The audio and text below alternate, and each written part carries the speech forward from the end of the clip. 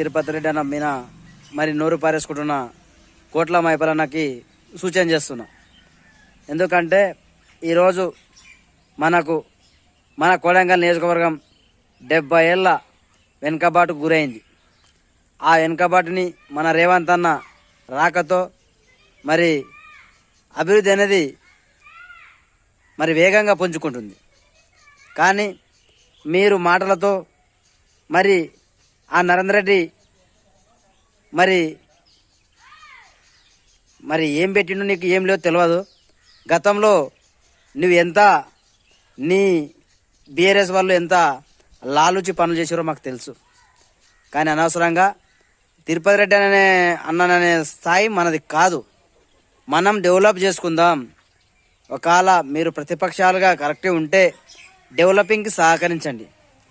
ఈ బ్యాలంపేట కానీ తిమ్మారెడ్డిపల్లి కానీ దౌలతాబాద్ మండలంలో కోడంగల్ నియోజకవర్గం కానీ మండల స్థాయిలో కానీ నియోజకవర్గ స్థాయిలో కానీ మరి రాష్ట్ర వ్యాప్తంగా కానీ అభివృద్ధికి సహకరించాలి మీరు బీఆర్ఎస్ వాళ్ళు. ఎందుకంటే గతంలో 10 సంవత్సరాలుగా మరి సిరిసిల్ల సిద్దిపేట ఏ విధంగా అభివృద్ధి చేసుకున్నారో ఈసారి కొడంగల్ నియోజకవర్గాన్ని అభివృద్ధి చేసుకునే మహర్దశ వచ్చింది. నీ పక్కల మన సుంతల్పూర్ పక్కలనే మొలమాడుకుంది. చూసుకో అభివృద్ధి అక్కడికి ఇక్కడికి వేరే చేసుకో. కొడంగల్ డెవలప్మెంట్ అథారిటీ ద్వారా స్పెషల్ నిధులు తీసుకొచ్చి కోడంగల్ని అభివృద్ధి చేస్తుంటే నువ్వు మరి ఒక నీచమైనటువంటి మాటలు ఆరోపణలు చేస్తున్నావు. నీకు తగిన బుద్ధి చెప్పే రోజులు వస్తాయి. నీకు అధికారం లేదు, మీతో చూడాలనుకునే నీ కళ్ళ దాన్ని ఏమని ఉంటే ఆ నరేంద్ర దగ్గర 5కో 10కో అమ్ముడు పోయి తప్పిస్తే నువ్వు ఏం చేయలేవు. ఇక నేను అనుకుంటే ఇంకా చాలా అనగలుగుతాము. నువ్వు తిరుపతి అన్నావంటే నువ్వు నాకేమి అంత ఇది కాదు. కాకపోతే రెస్పెక్ట్, ఒక ముదిరాజు బిడ్డవు, నేను ముదిరాజు బిడ్డని, రెస్పెక్ట్గా మాట్లాడుకుందాం. నీకు మన ముదిరాజుల మీద ఏమన్నా అభిమానం ఉంటే ఉన్నతంగా ఎదుగు, కానీ అభివృద్ధికి సహకరించు. కానీ నీవు అడ్డుగోలుగా మాట్లాడుకుంటూ పోతా వార్డు నంబర్ కాదు, సర్పంచ్ కాదు, ముఖ్యమంత్రి కాదు అని చెప్పేసి లేనిపోని ఆరోపణలు చేస్తే అది మంచిది కాదు. మనకే సేటు.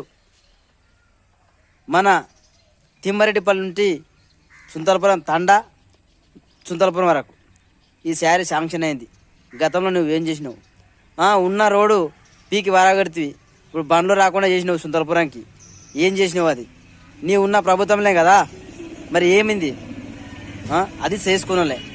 అది కాకుండా ఇంకేమైనా నీకు తెలివి, జ్ఞానము, చదువు, సంస్కారం ఉంటే దళితాబాద్ మండలం ఇంకా వెనకబాటు కాకుండా అభివృద్ధి మా ఎంబడి నువ్వు రా. నిన్ను తోలకపోతే ముఖ్యమంత్రి దగ్గరికి అభివృద్ధి కోసం ఏముంటే ప్రణాళికలు సిద్ధం చేసుకో, చర్చకు రా. కానీ నువ్వు కేసీఆర్ దగ్గరికి పోతే సంకల పిల్లిలాగా వంగుతావు, కేటీఆర్ దగ్గరికి పోతేనేమో సంకలు ఇట్లా నతికి మాట్లాడతావు. లీడర్ అన్నాక ఎవరి దగ్గర నతికే అవసరం లేదు. బేసరితగా వాళ్ళ పక్కల పోయి నిలబడు. మేము ఎట్లా నిలబడతాం? రేవంత్ రెడ్డి పక్కల, మన రేవంత్ అన్న పక్కన ఎట్లా నిలబడతాం? ముఖ్యమంత్రి దగ్గర మేము నిటారుగా నికార్సుగా నిలబడి ఫోటో తీస్తాం. ఎందుకంటే కష్టపడి కొట్లాడి ఆయనని చేసినాం కాబట్టి.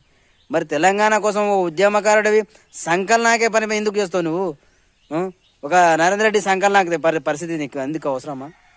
నీకేనికి అంత కారణం? నువ్వు డెవలపింగ్ సహకరించుకో. ఎలక్షన్ అప్పుడు చూసుకుందాం నువ్వు ఎంత పడుస్తావు, ఎంత నరుకుతావు అనేది. ఏంది మన సంస్కారం నేర్చుకోవాలి మనం.